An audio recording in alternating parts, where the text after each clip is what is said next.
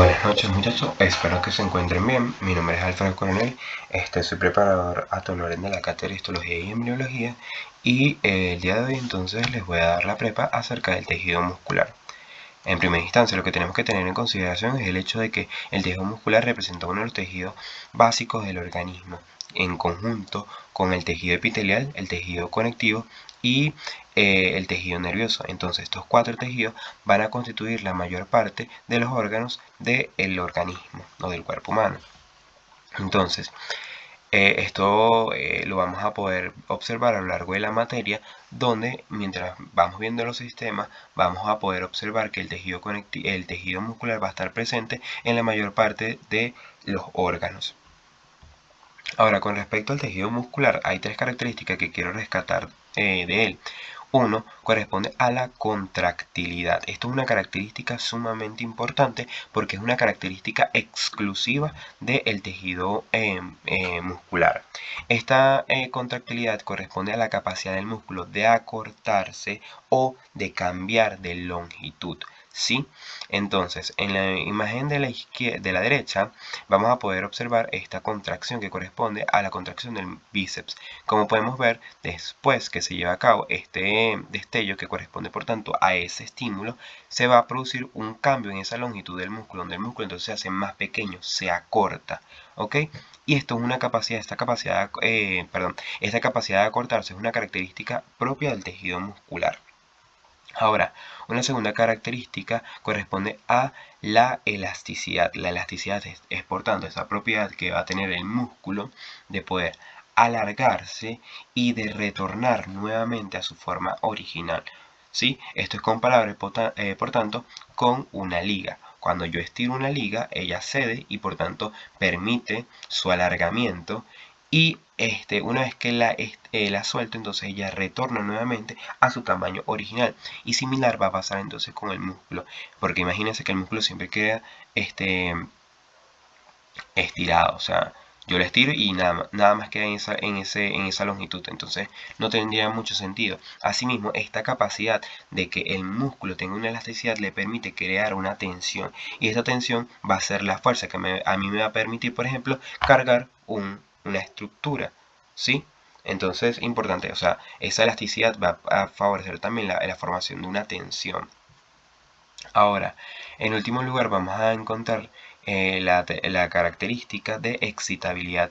La excitabilidad es esa propiedad del músculo, aunque no es propia del músculo liso, del músculo en general, o sea, no es una característica exclusiva, sino que comparte con otras células, como por ejemplo el tejido nervioso va a ser el principal tejido que va a desarrollar esta capacidad de excitabilidad. Pero entonces el tejido muscular también va a presentar esa característica, y no es más que la capacidad del músculo de poder responder frente a un estímulo. Es decir, cuando hay algo que estimula el músculo, él es capaz de responder. Entonces, por ejemplo, si llega un estímulo nervioso, ese músculo ¿cómo responde? A través de una contracción muscular. ¿Ok? Entonces, tres características del músculo: la contractilidad, que es la capacidad de acortarse; la elasticidad, que es la capacidad de alargarse y de retornar nuevamente a su tamaño original; y finalmente la excitabilidad, que es la capacidad por tanto de responder frente a un estímulo, que por tratarse de un músculo entonces la respuesta que da es una respuesta contráctil. Sin embargo, otra característica que incluso podemos notar es la conductibilidad, es decir, esa capacidad que va a tener para poder transmitir un impulso nervioso. Sin embargo, o sea, vamos a quedarnos con estas tres características, ya otras características las van a estudiar posteriormente con fisiología. ¿Ok? Ahora, ¿cuáles son las funciones del músculo? De tejido muscular en general: el mantenimiento de la postura en los movimientos corporales, como vemos acá. El músculo me permite a mí, por ejemplo, poder llevar el movimiento de las articulaciones, flexionar, extender las articulaciones, que es lo que es como la función que vemos más evidente. También permite o participa en la circulación de la sangre. Esto por dos motivos. En primera instancia, porque el músculo va a estar constituyendo las paredes de nuestra bomba o de la bomba del músculo del sistema cardiovascular que corresponde al corazón. Entonces, esta contracción que es capaz de llevar a cabo el músculo va a estar determinada porque las paredes de este órgano van a estar constituidas por un tipo de músculo. ¿Ok? Entonces, además, también va a participar en el sistema cardiovascular porque el músculo va a estar constituyendo parte de las paredes de los vasos, de las arterias y de las venas, aunque en distintas proporciones, pero va a estar presente. Entonces, esta presencia de este tejido en las paredes de los vasos me permite, por tanto, regular el diámetro del vaso, es decir, la luz. Sí, por tanto, a través del músculo es que se puede llevar a cabo estos procesos de vasoconstricción, es decir, el vaso la luz del vaso se pone más pequeña, o vasodilatación, donde la luz del vaso aumenta. También participa, por tanto, en la ventilación pulmonar, esto dado a que, en primer lugar, las estructuras del árbol bronquial, es decir, la tráquea, los bronquios, van a estar constituidos de músculo. Y eso, por tanto, me permite también llevar a cabo procesos de broncodilatación o broncoconstricción. Por tanto, me permite variar ese diámetro.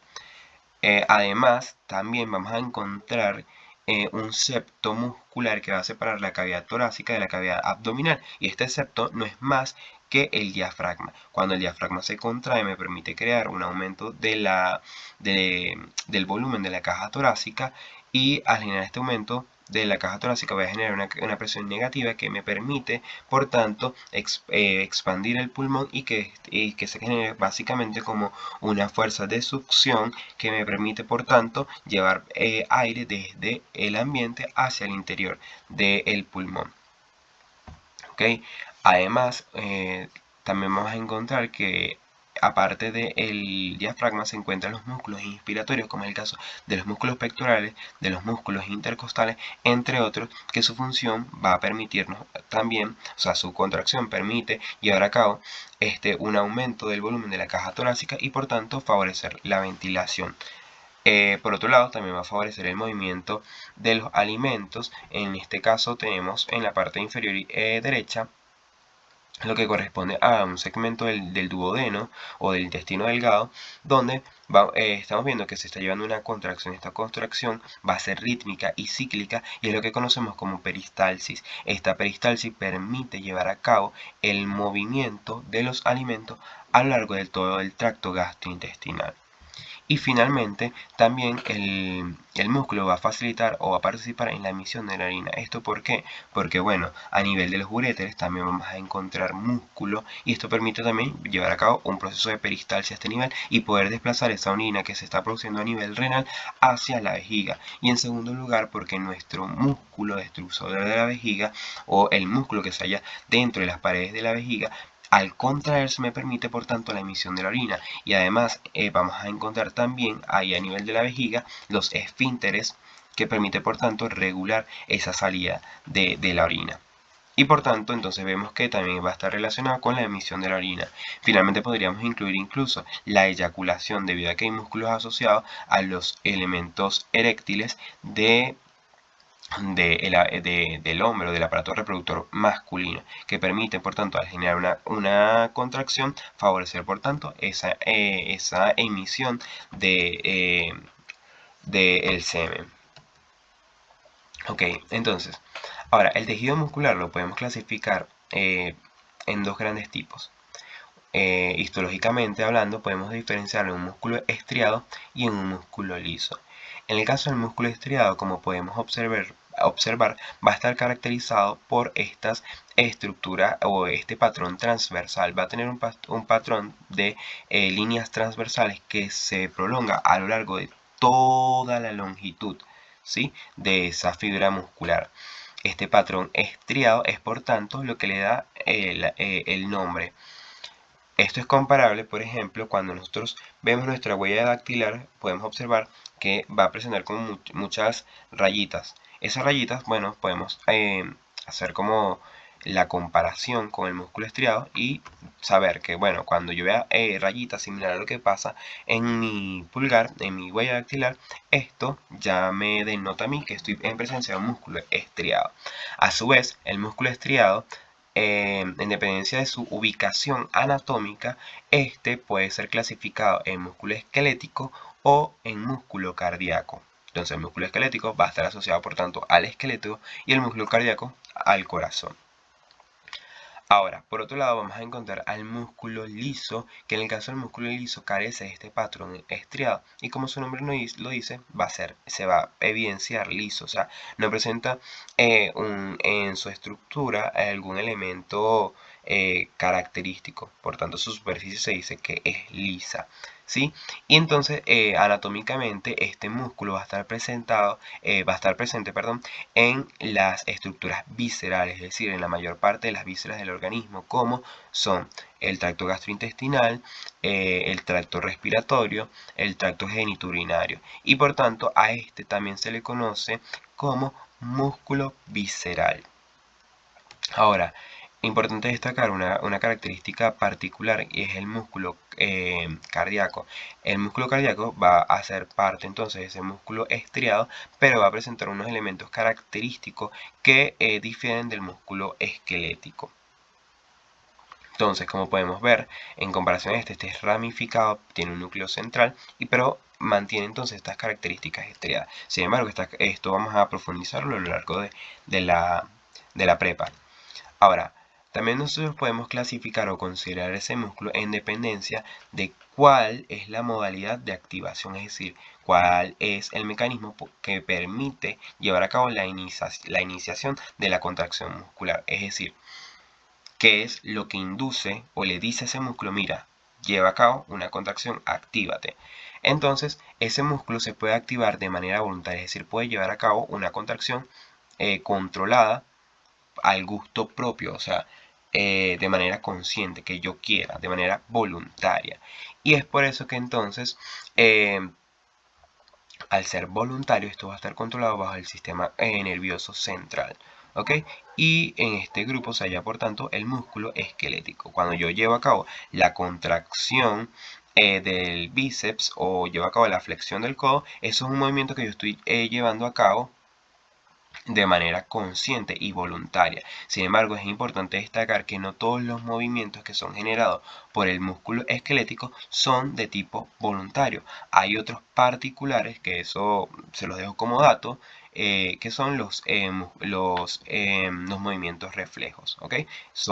Actúan en el músculo esquelético, pero no son de carácter voluntario, porque ustedes no piensan cuando, por ejemplo, se van a caer y van a meter la mano. O sea, ustedes previamente no están pensando, oye, si me estoy cayendo me voy a meter la mano. No, o sea, es simplemente algo que hacen de manera automática. ¿Ok? Entonces, por su parte, vamos a encontrar que también la modalidad puede ser de tipo involuntaria, es decir, esa activación del músculo puede darse de manera inconsciente, o sea, solo sucede sin que yo tenga que controlarlo. Tal es el caso entonces de los músculos que se activan por este mecanismo, el músculo esquelético, el músculo cardíaco y el músculo liso. Entonces, imagínense que, por ejemplo, ustedes no están todo el día pensando si yo tengo que contraer el corazón. No, simplemente este proceso de contracción se va a llevar a cabo de manera involuntaria o de manera automática sin uno pensarlo. ¿Ok?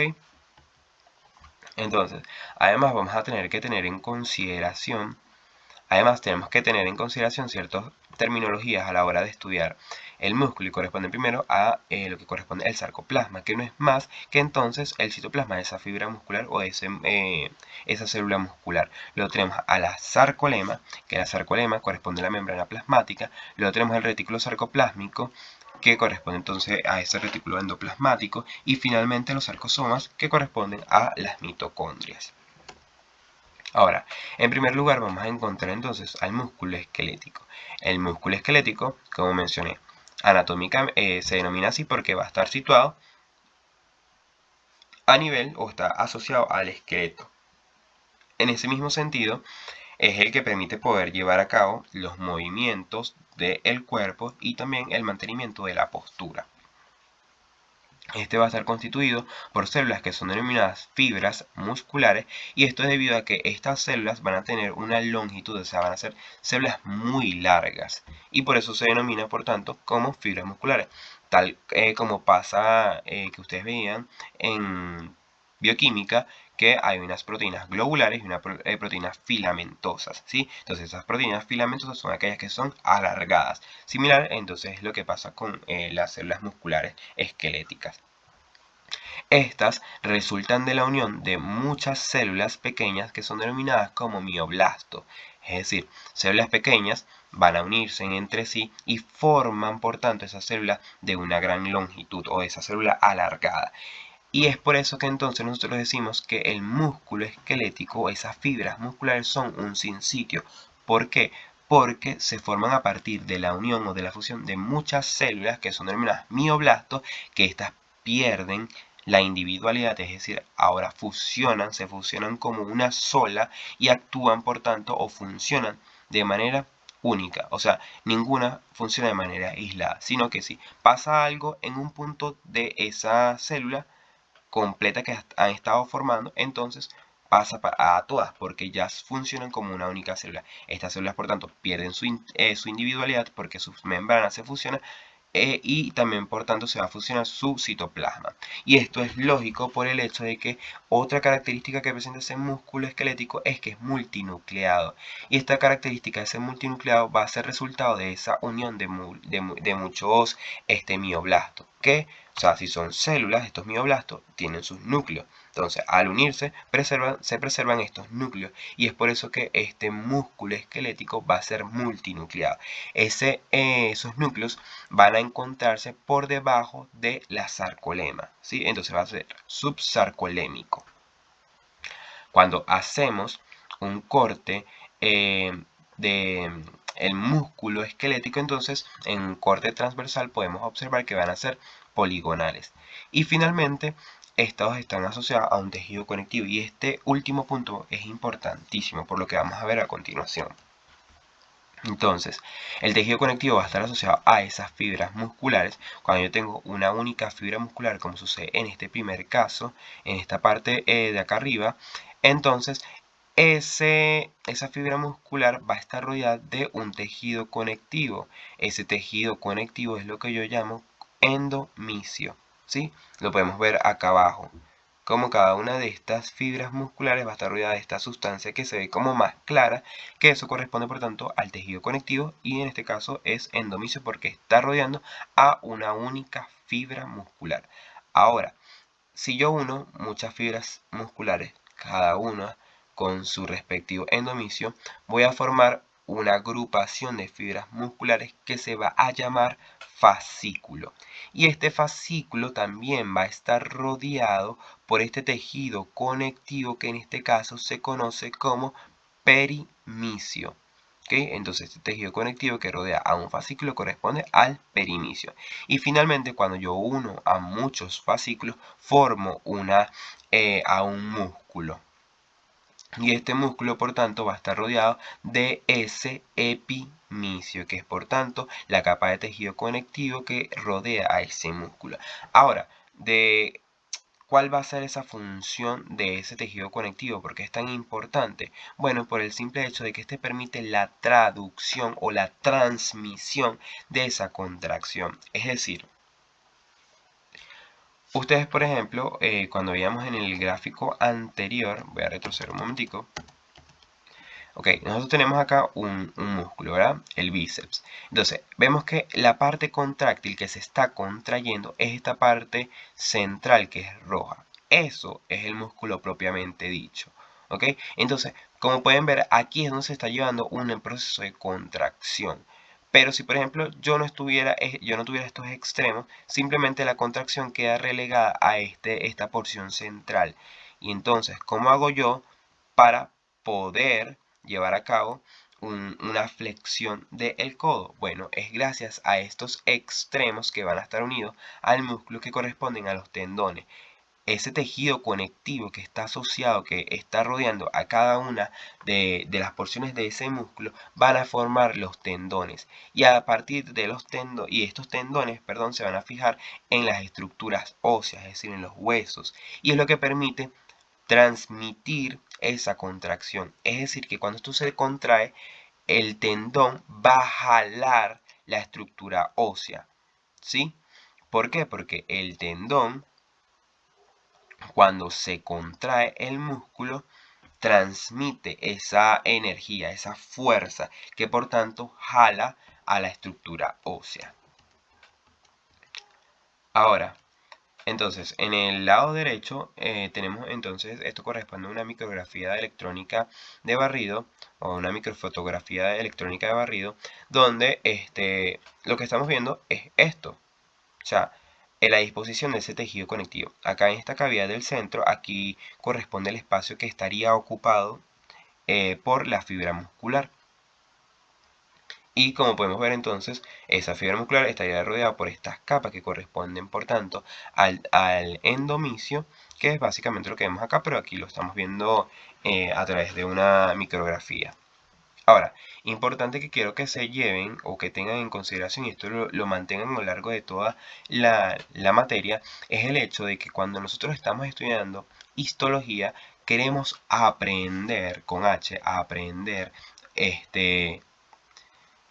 o sea, captar, estudiar a fondo, es una estructura que va a estar dispuesta o que tiene 3 dimensiones, ¿sí? Y la imagen histológica es algo en 2 dimensiones. Entonces, cuando nosotros vemos cualquier micrografía, cualquier lámina, nosotros estamos viendo algo en 2 dimensiones, pero que pertenece a una estructura en 3D. Por tanto, esos cortes, como en anatomía, nos permiten ver una misma cosa pero de distintos puntos de vista. Entonces, por tanto, no va a ser lo mismo yo ver un músculo de manera longitudinal a ver un músculo de manera transversal. ¿Ok? Entonces, así como por ejemplo yo hago un corte sagital que me permite dividir el cuerpo en 2 partes, una derecha y otra izquierda, asimismo va a pasar en histología cuando yo hago un corte longitudinal. ¿Sí? Si yo, por ejemplo, hago un corte coronal, entonces me permite ver dividir o separar a ese cuerpo en una porción anterior y otra posterior. Y me permite ver, me da la oportunidad de ver a la misma estructura, pero en otro punto de vista. Igual si hago un corte transversal o axial, me permite ver una misma estructura, pero desde otro punto de vista. Si yo, por ejemplo, hago un corte sagital a nivel del tronco, entonces yo puedo ver los pulmones. Voy a ver la cara, si estoy viendo la parte derecha puedo ver entonces el hilo derecho del pulmón. Si yo hago un corte transversal, yo voy a poder ver cómo se va a llevar a cabo la ramificación de los bronquios dentro de ese pulmón. Y si hago, por tanto, un corte coronal, puedo ver las ramificaciones de esos bronquios del pulmón. ¿Ok? O sea, lo que quiero que se lleven es el hecho de que, así como en anatomía tenemos nuestros cortes para poder ver de distintos puntos los órganos y la disposición de estos, también en histología pasa lo mismo. ¿Ok? Y eso se lo traigo a cotación por esto, porque cuando yo hago un corte de músculo de manera transversal, no va a tener una misma disposición de manera longitudinal. Pero que si ya yo sé que si el corte es transversal, lo que yo estoy es viendo básicamente a esa fibra muscular desde arriba. Y si lo hago longitudinal, básicamente es como si estuviera viendo un plano sagital, es decir, lo estoy viendo desde el frente, ¿ok? O desde el lateral. Entonces, acá en el caso del corte transversal, habíamos mencionado que se van a ver de manera poligonal, ¿sí? O sea, eso tampoco es 100%, o sea, la teoría dice cosas que a veces cuando vamos a la realidad no son tan idénticas, pero hay que abstraernos un poquito la mente. Si por ejemplo yo veo esta fibra muscular acá, veo que mantiene una forma más o menos poligonal, ¿ok? Igual acá, más o menos poligonal, ¿ok? Entonces, en primera instancia, el músculo en un corte transversal se va a ver longitudinal, mantiene estas características estriadas. ¿Las ven acá? Esto es lo que les digo. Si ustedes se ven el pulgar, la huella dactilar del pulgar, entonces van a ver como unas rayitas. Es similar a lo que pasa en el músculo estriado. En este caso, músculo cardíaco. Entonces, si yo veo perdón, el músculo esquelético. Si en este caso yo veo que hay estriaciones, ya yo sé, oye, ese músculo es músculo estriado. Ahora, la segunda característica que debo ver, bueno, en los núcleos. ¿Dónde están esos núcleos? Ok, mira, están cerca de la membrana. Ok, segundo criterio. Ahora, ¿esos núcleos son únicos o son varios? Ah, son varios. Oye, ya yo sé que estoy en presencia del músculo esquelético nada más por esas características. ¿Sí? Entonces, estructura, forma poligonal. núcleos por debajo de la membrana, y estos núcleos van a ser varios. Presenta el patrón estriado, ¿sí? Y además podemos observar estas estructuras blanquecinas o estos espacios blanquecinos que corresponden al tejido conectivo asociado. Como pueden ver, acá por ejemplo miren acá, básicamente la fibra está rodeada por ese tejido conectivo. Entonces ya yo sé que estoy en presencia, por tanto, de un tejido esquelético.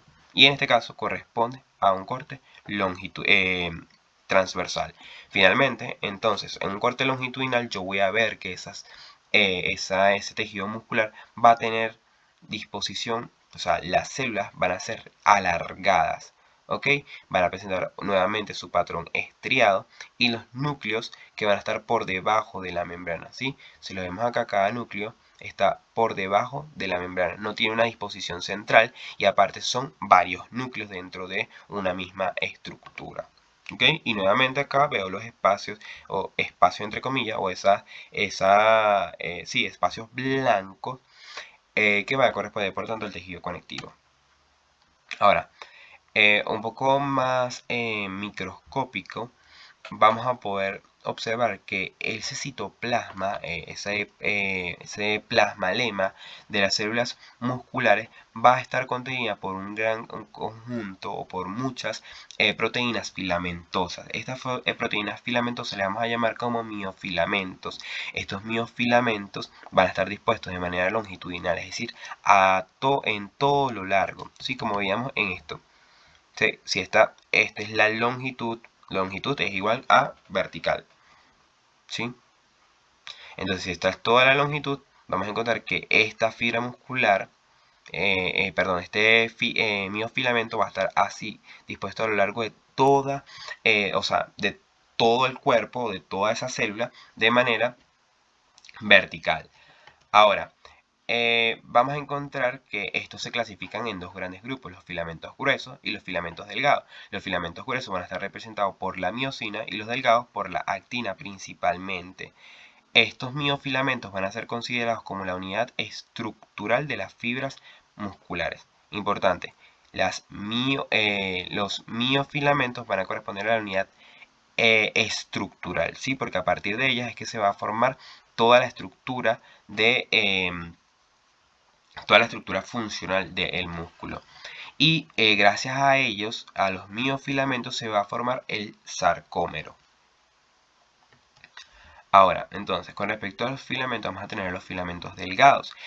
Principalmente están representados entonces por la actina. La actina se genera o se forma a partir de monómeros de actina globular, ¿sí? Entonces, van a tener forma globular y estos se van a unir, por eso se dice, se va a generar una polimerización de esa actina globular. Esa actina globular, como ven, cada una de ellas va a presentar como un puntico en el centro. Ese punto es el sitio de unión para la actina. Entonces, acá, el sitio de unión para la miosina. En este punto de esta proteína es que las cabezas de miosina se van a unir para poder llevar a cabo el proceso de contracción muscular. ¿Okay? Entonces, se lleva a cabo la polimerización de esas actinas globulares para formar una actina filamentosa y luego las dos actinas filamentosas se van a unir para formar una doble hélice de actina. Ahora, luego tenemos a otros filamentos que también son filamentos delgados, pero en este caso son de regulación o los filamentos reguladores, que corresponden a la troponina y la tropomiosina. La troponina está constituida por tres subunidades que corresponden a la troponina T, la troponina C y la troponina I. En el caso de esta troponina T se va a unir a la tropomiosina, que es esta que vemos acá de manera longitudinal, o que está a lo largo de todo el filamento de actina. Luego tenemos a la troponina C, que esta se va a denominar de esta manera porque se va a unir al calcio durante la contracción muscular, y la troponina I, que es de inhibitoria. Entonces, cuando se produce un cambio, cuando aumenta la concentración de calcio, entonces se va a generar un cambio conformacional en esta troponina que hace que se desplace este filamento de tropomiosina, ¿sí? Porque recuerden que entonces la troponina T iba a estar unida al filamento de tropomiosina, y cuando el el calcio se une a este filamento, a esta troponina C, entonces se genera un cambio en toda esta estructura de la troponina que mueve a la tropomiosina, y al moverse va a liberar estos espacios. ¿Ok? Entonces, luego tenemos a la tropomiosina, que en el caso de la tropomiosina también va a ser otra proteína filamentosa, va a estar constituida por 2 péptidos, por tanto va a generar una doble hélice, y estos se ubican en los surcos que hay entre las moléculas de actina, que además van a tapar, a ocluir, a ocultar los sitios de unión de la actina para la miosina, es decir, estos puntos negros. Como la tropomiosina oculta esos puntos negros cuando el músculo está relajado, una vez que aumenta la concentración de calcio por un estímulo, es decir, llega el estímulo nervioso al músculo, este músculo va a generar un aumento de la concentración de calcio y el calcio se va a unir a la troponina C. Cuando se une a la troponina C, se genera todo un cambio conformacional en la troponina C, es decir, cambia de forma la troponina, perdón, toda la troponina, el resto de las unidades de troponina, y genera, por tanto, un desplazamiento del filamento de tropomiosina. Y al generarse este desplazamiento me va a liberar estos sitios para la miosina. ¿Ok? Libera los espacios de la actina para la miosina. Y de esta manera se puede dar entonces la interacción entre el filamento de miosina con el filamento de actina.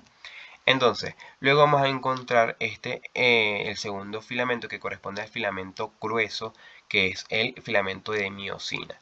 Este filamento de miosina va a estar constituida por cadenas pesadas y por cadenas ligeras. Las cadenas pesadas se van a entrelazar, van a formar similar a esto una doble hélice, y en su extremo va a presentar una cabeza que es globular. Esta cabeza va a presentar las cadenas ligeras. Ahora, esta cabeza de miosina es la que va a interaccionar, por tanto, con estos puntos negros que vemos acá. ¿Sí? Estos puntos negros corresponden a los sitios de unión de la actina para la miosina. Entonces, cuando se genera un aumento de la contracción muscular, se va a generar un cambio en la troponina que genera, por tanto, un movimiento de la tropomiosina. Y por tanto se liberan estos espacios, y esta cabeza globular entonces por tanto puede unirse ahora a este sitio de unión, y luego vamos a ver cómo se genera esa contracción muscular. ¿Ok? Entonces vamos a tener que los miofilamentos principalmente son 4: los filamentos de actina, los filamentos de miosina y los 2 filamentos reguladores, los filamentos de tropomiosina y los filamentos de troponina. Cuando aumenta la concentración de calcio, entonces ese calcio se va a unir a la subunidad C, a la troponina C de la troponina, y se genera, por tanto, un cambio conformacional en toda esa troponina que jala o desplaza el filamento de tropomiosina, y por tanto libera los sitios de unión para la actina, para que entonces pueda unirse la cabeza globular de miosina con la actina. Ahora, luego vamos a encontrar que cuando vemos a esa fibra muscular a través de un microscopio de luz polarizada, vamos a observar esta imagen que vemos acá. Esta imagen, como podemos observar, va a presentar unas bandas claras y unas bandas oscuras. Las bandas claras son las bandas isotrópicas, ¿sí? Estas que vemos acá, y las bandas oscuras corresponden a las bandas anisotrópicas.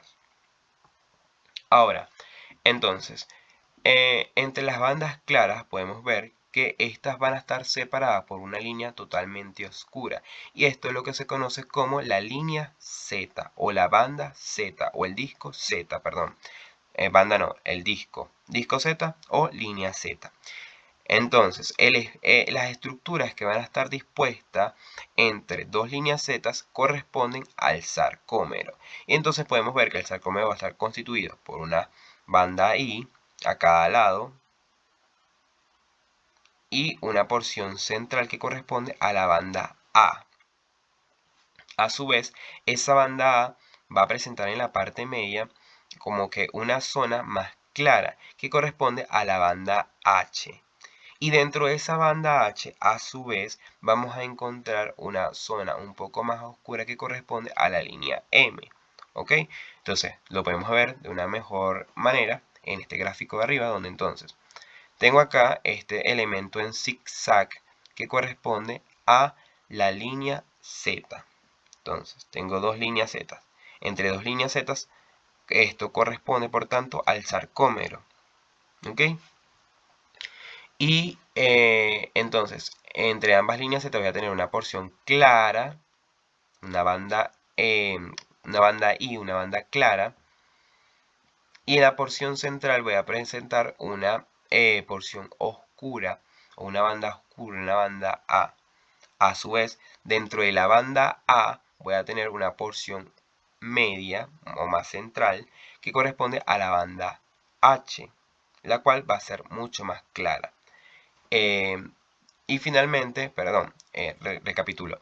Voy a tener la línea Z, a ambos lados de la línea Z voy a tener entonces la banda I, ¿sí? En el centro del sarcómero, es decir, en el centro de ese espacio delimitado entre las dos líneas Z, voy a tener una banda A, que es la banda oscura. Dentro de esa banda A voy a tener una zona central que es clara, que corresponde a la banda H. Y dentro de esa banda H va a tener una línea oscura que corresponde a la línea M. ¿Ok? Entonces, en la parte del centro, la línea M. A ambos lados de la línea M voy a tener entonces la banda H.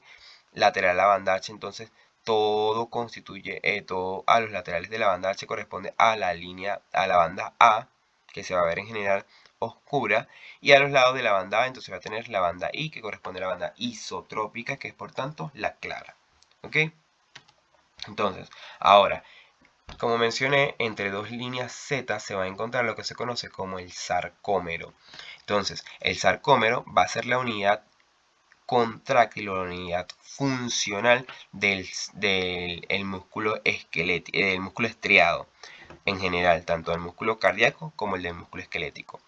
¿Sí? Y estos son, por tanto, los que les dan esa característica estriado. ¿Por qué? Porque a lo largo de toda la longitud, de todo el largo de esa fibra muscular, esto se va a estar repitiendo. ¿Sí? Entonces, es un sarcómero. A este sarcómero le va a seguir en el lado derecho otro sarcómero. Y a ese otro le sigue otro sarcómero. Y así a lo largo de toda la longitud de la fibra muscular. Ahora, como entonces mencionaba, tengo la línea Z.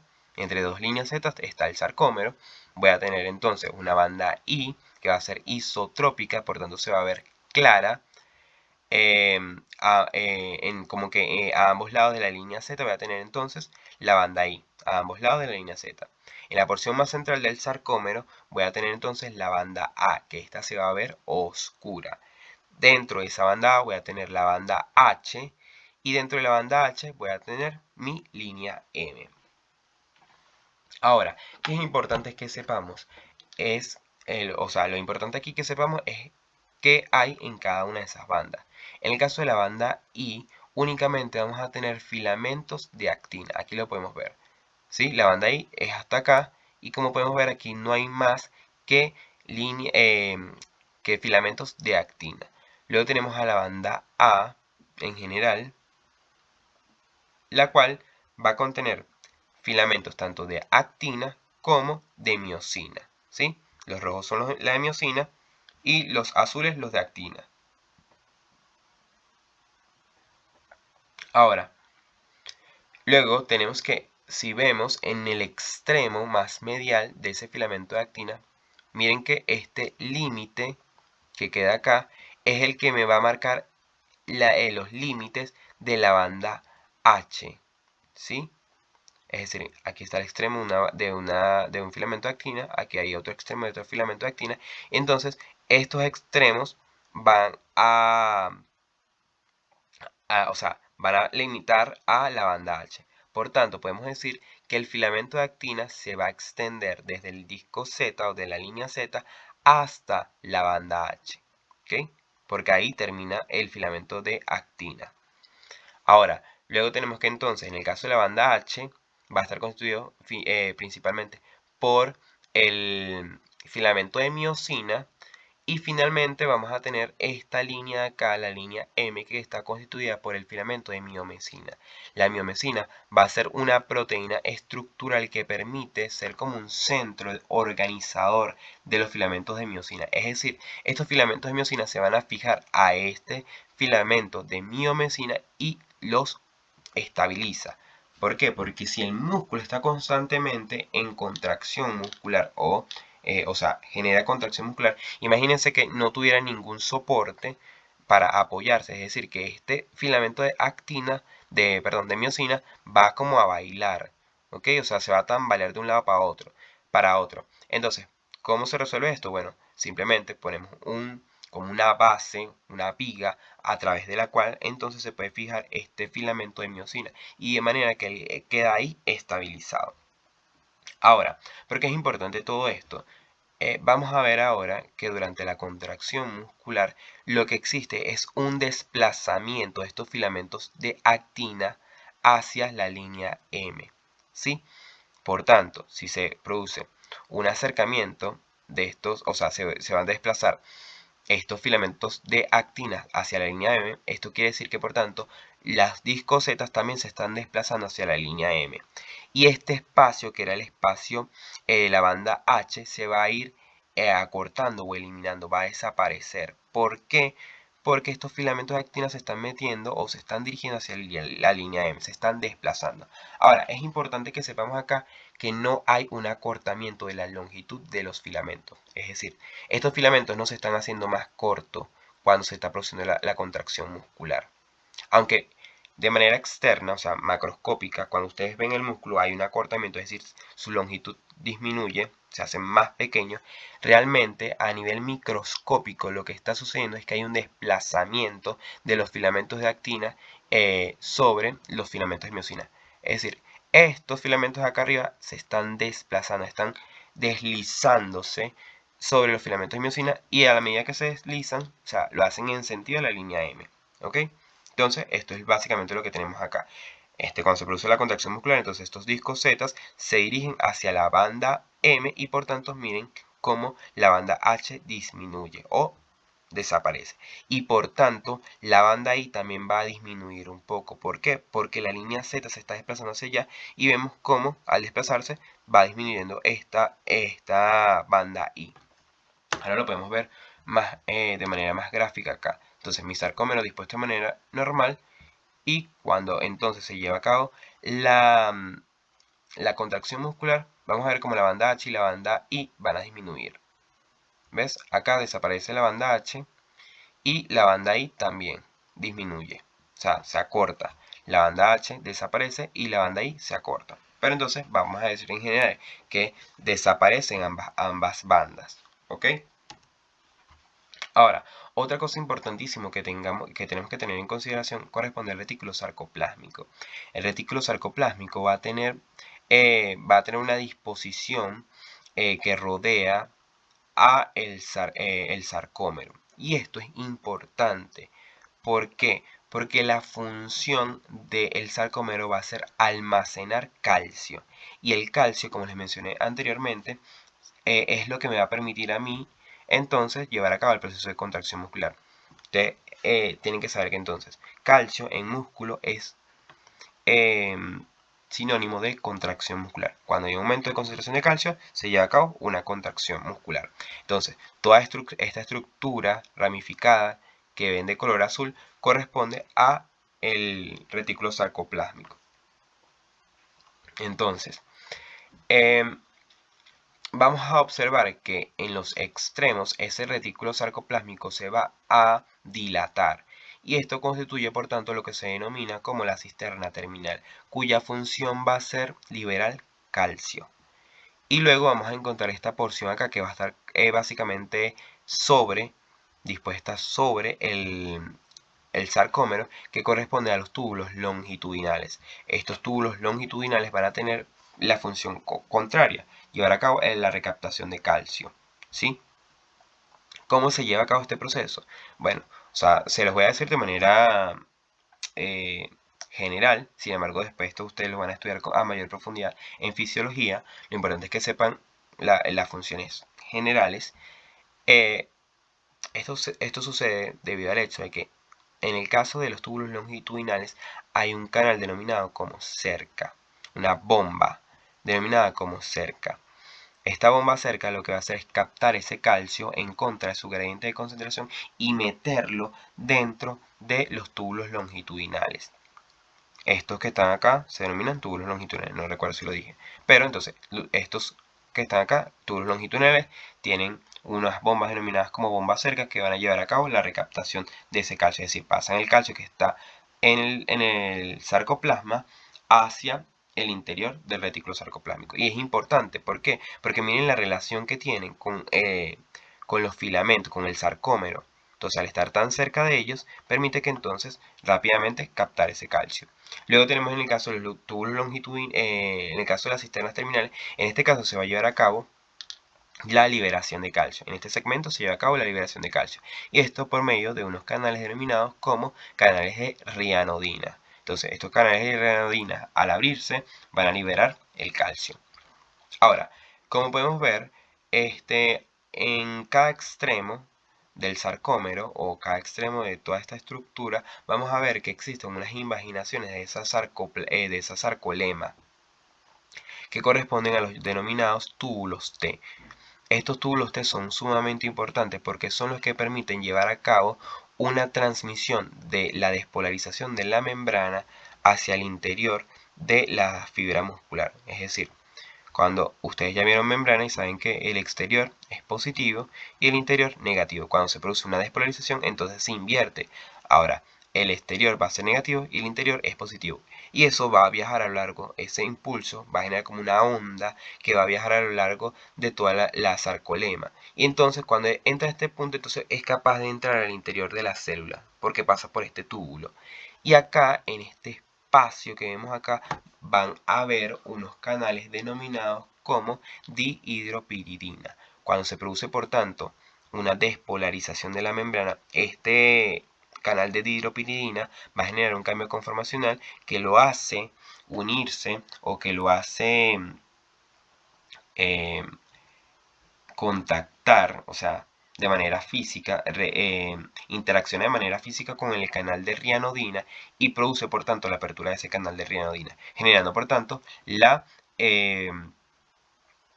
liberación de calcio y un aumento de la concentración de calcio, genera por tanto la contracción.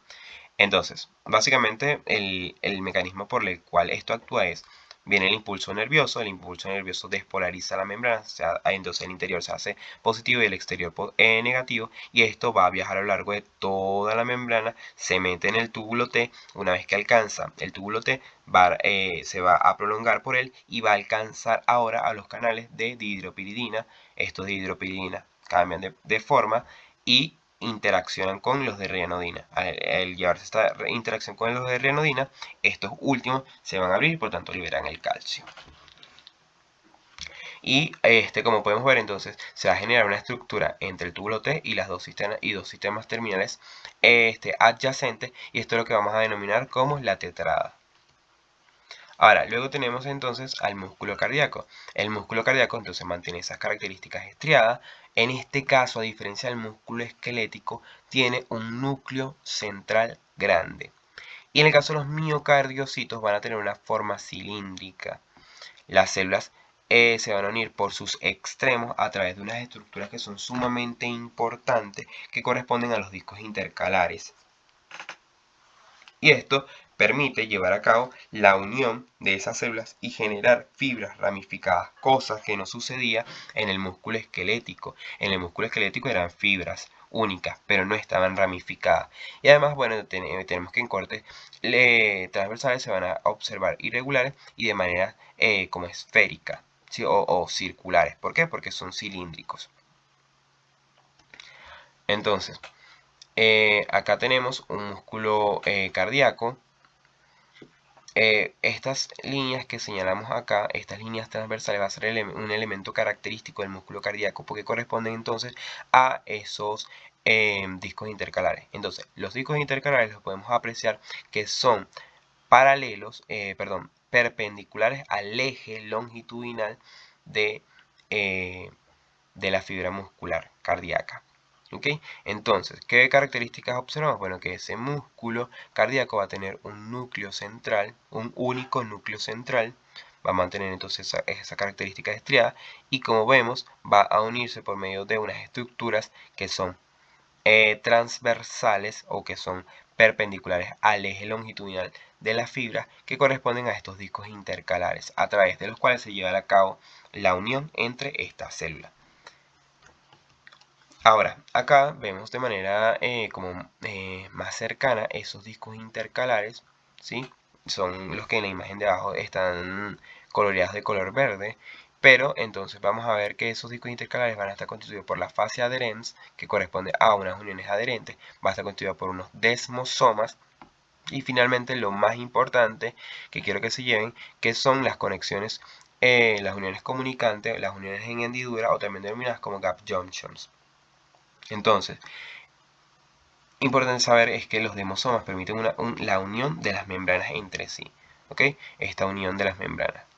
Y en el caso de las uniones comunicantes van a permitir básicamente la comunicación del citoplasma de las dos células. Si de este lado corresponde a la célula 1 y de este lado a la célula 2, entonces podemos observar de que a través de esos gap junctions, básicamente se va a comunicar, va a ser como un túnel que comunica los dos citoplasmas. Es decir, ese gap junctions está constituido por unas proteínas denominadas como conexinas que se organizan alrededor de un poro central. Y entonces ese poro tiene poca resistencia, es decir, deja pasar a cualquier cosa, a estructuras o a moléculas desde la célula A a la célula B. ¿Okay? Si por ejemplo teníamos acá dos células musculares, estas dos, acá esta estructura transversal corresponde a el disco intercalar. Cuando se produce, por tanto, un flujo de iones acá, es fácil de que esos iones pasen, o sea, el sodio, el AMP cíclico, el inositol trifosfato, etcétera, etcétera, va a fácilmente pasar de una célula a otra gracias a esos gap junctions. ¿Sí? Estos gap junctions pueden verlos como si fueran un túnel que comunica los dos citoplasmas. Ok, entonces ahora vamos a encontrar el músculo liso. Como les mencioné, el músculo liso va a presentar un núcleo central generalmente alargado. Las células van a presentar una forma ausada. ¿Qué quiere decir eso? Que en su porción, en la parte central, van a ser como gorditas, y en los extremos van a ser afilados. Entonces la parte central es abultada, mientras que sus extremos son aislados. Asimismo, en el caso del músculo liso, se encuentra, las células del músculo liso se encuentran dispuestas en forma de láminas, sí, o sea, es decir, en capas, como en capas una sobre otra. ¿Ok? Además, en cortes transversales presentan diferentes diámetros, ¿sí? ¿Por qué? Porque si sus extremos son ausados, van haciéndose más afilados, entonces, en dependencia de donde yo haga ese corte, voy a observar como que diferentes puntos de esa parte que se está afilando, ¿ok? Entonces por eso que yo cuando lo veo a través de un corte transversal, como sucede en esta parte del gráfico, veo que hay distintos diámetros y que además los núcleos no siempre están presentes. ¿Por qué? Porque si yo esta célula, por ejemplo, esta que está acá, la corto por aquí y la veo desde acá arriba, entonces yo no voy a ver núcleo. Ahora, si la corto acá en el medio, sí voy a ver el núcleo. Pero además, ese núcleo, como es medio alargado también, va a haber partes, si lo corto más acá, que es como más finito esa parte del núcleo porque es alargado, entonces quizás lo vea más pequeño, pero si lo veo más en la porción central se va a ver el núcleo también un poco más grande. Entonces es importante que sepan eso, y por eso les decía el hecho de que tengan en consideración que básicamente aquí estamos viendo una estructura que es en 3 dimensiones.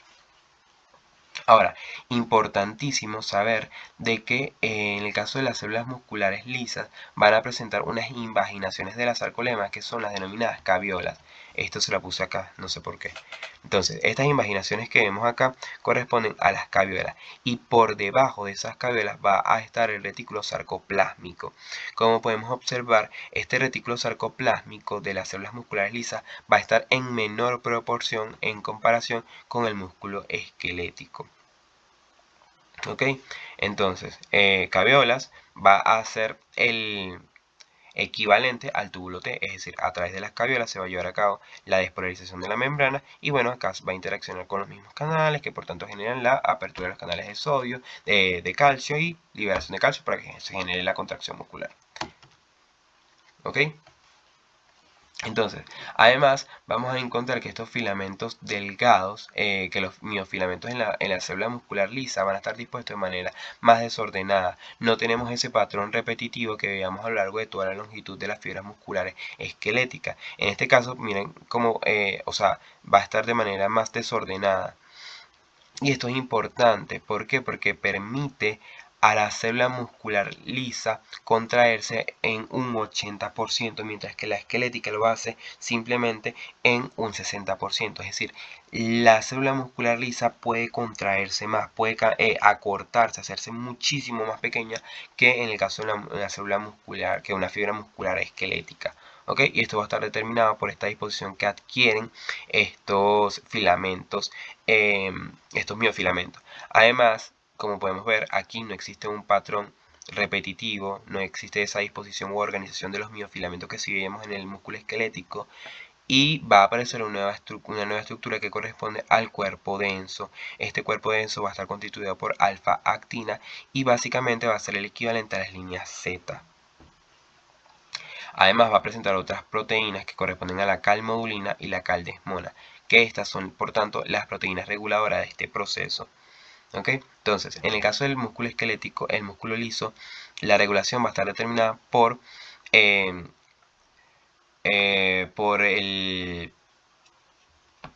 filamento grueso, mientras que en el caso de la fibra del músculo esquelético, por el filamento delgado. Eso después lo van a ver en fisiología a mayor detalle, pero que es importante que lo sepa. Entonces, en el caso del músculo esquelético, va a estar regulado por el filamento de actina. El que se regula es el filamento de actina, ¿sí? Porque si no se liberan esos espacios de actina, no hay, por tanto, contracción muscular. Pero en el caso del músculo esquelético, del músculo liso, el que regula es el filamento de miosina, porque el filamento de miosina, su cabeza debe estar fosforilada debe estar desfosforilada para que se pueda llevar a cabo la contracción muscular, ¿ok?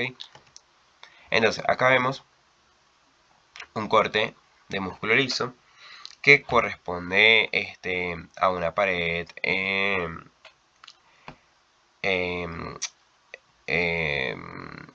del intestino, ¿sí? Entonces, aquí podemos ver que estamos viendo un corte longitudinal, o sea, esto es un corte transversal, ¿sí?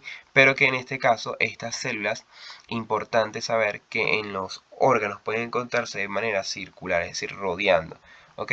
Y básicamente aquí lo que estamos viendo es la célula en toda su esplendor, o sea, es como si estuviéramos viendo esta otra cara, ¿sí? Esta misma, ¿ok? Entonces, aquí estamos viendo básicamente toda la longitud de la fibra muscular, como de la célula muscular lisa. Como podemos ver, no presenta patrón estriado. Estas células van a tener unos núcleos alargados y aunque no se puede distinguir bien o delimitar bien sus citoplasmas, sabemos que están dispuestas, son de forma ausada, por eso presentan estos núcleos tan alargados, porque su porción central es gordita y se hace más afilada hacia los extremos, ¿ok? Y entonces, como podemos ver acá en lo que respecta a esta porción, aquí las fibras están dispuestas de manera longitudinal y a generar el corte axial, entonces básicamente estoy cortándolas así, ¿ok?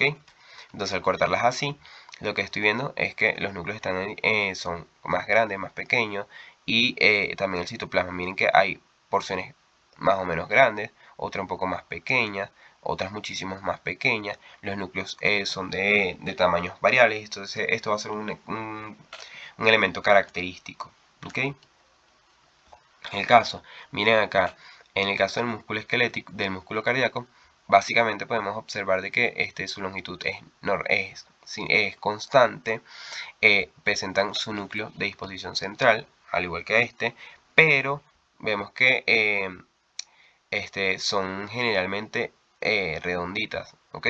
Y casi no varía ese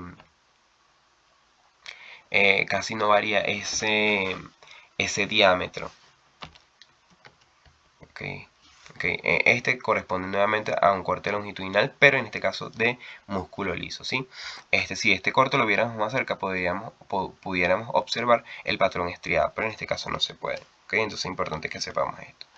Nada, aquí, bueno, importante que a la hora de responder en la evaluación tengamos estos criterios: saber qué tipo de músculo es, músculo esquelético, el tipo de corte longitudinal, una tensión con hematoxilina y eosina. Entonces los criterios: núcleos por debajo de la membrana, patrón estriada, estos son multinucleadas, son células multinucleadas con células por debajo de la membrana o subsarcolémica, y patrón estriado y tejido conectivo asociado. ¿Ok? En el caso entonces, esto corresponde a músculo cardíaco. Como podemos ver, presenta nuevamente su patrón estriado, una forma bastante irregular, aunque podemos decir que en general son como más o menos cilíndricas, entre comillas. Va a tener el núcleo central, ¿okay? Y mantiene entonces su patrón estriado. Entonces, tipo de músculo cardíaco. Tipo de corte corresponde a un corte transversal, la tensión H y E. Entonces, los criterios que observamos: patrón estriado, núcleo central, y estructura irregular. Y finalmente, acá tenemos entonces el músculo, un músculo liso. Podemos ver que van a estar dispuestos como en capas. Ese músculo liso va a estar entonces en capas, va a ser un corte longitudinal, una tensión con HE, y entonces los criterios son: núcleo central alargado, las células se disponen en capas, carece de patrón estriado. Y bueno, ya eso es todo. Muchas gracias, espero que les haya servido. Cualquier cosa pueden escribirme y nada, estamos a la orden.